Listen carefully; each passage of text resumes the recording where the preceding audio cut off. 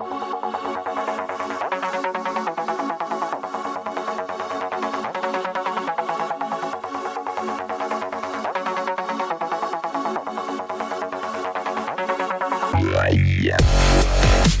to WOD Wars 1 Fitness Festival and Partner Competition. This is a standards video going over all movements at the event.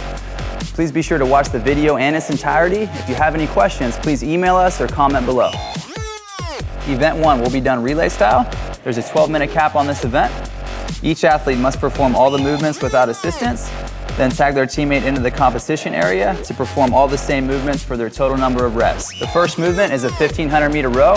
One athlete will start on the rower, one athlete will start on the starting plate.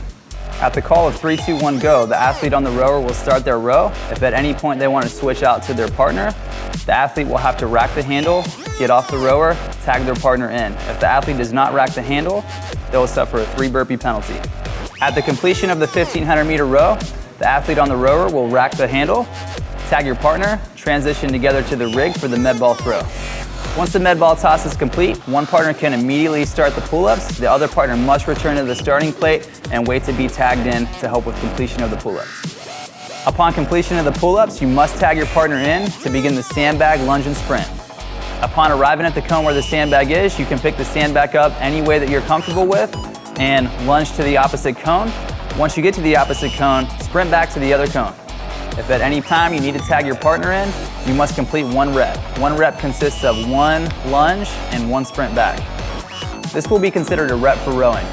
Prior to starting, it's your responsibility to make sure your feet are in the rower, the damper is set, and the rower is turned on. There will be judges there to help you, but it is your responsibility to make sure your rower is set up the way you want it. A no rep on the rower will be letting the handle go. If you do let the handle go without racking it, both partners will be assessed a 3 burpee penalty before any rowing can continue. Med ball over the rig. To be considered a rep, the ball must go over the rig. Even if it touches, as long as it gets to the other side, it will be considered a rep.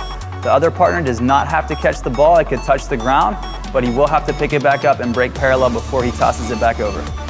If the athlete does not break parallel or the ball does not go over the rig, it will be considered a no rep. RX chest to bar standards will be arms fully locked out at the bottom and the chest clearly touches the bar at the top.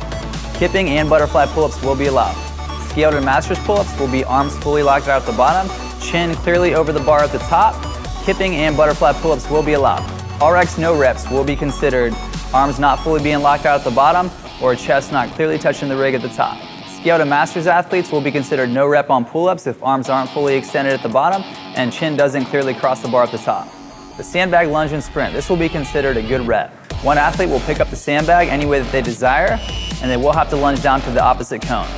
A lunge step will be considered a rep when the knee touches the ground each time they lunge. They do not have to bring both feet back together before taking the next lunge step. Upon reaching the opposite cone, the athlete will turn around and sprint back, still carrying the sandbag any way that they choose. This is considered 1 rep. To tag the other athlete in, you must complete 1 rep. Upon lunging, if the athlete needs to put the sandbag down, the judge will mark the spot where the sandbag is placed down. The athlete will have to pick the sandbag up in that same spot before continuing to lunge. These will be considered no reps. Knee not touching the ground when you lunge step. Both feet must cross the cone on your last lunge, as well as both feet must cross the cone before dropping the sandbag.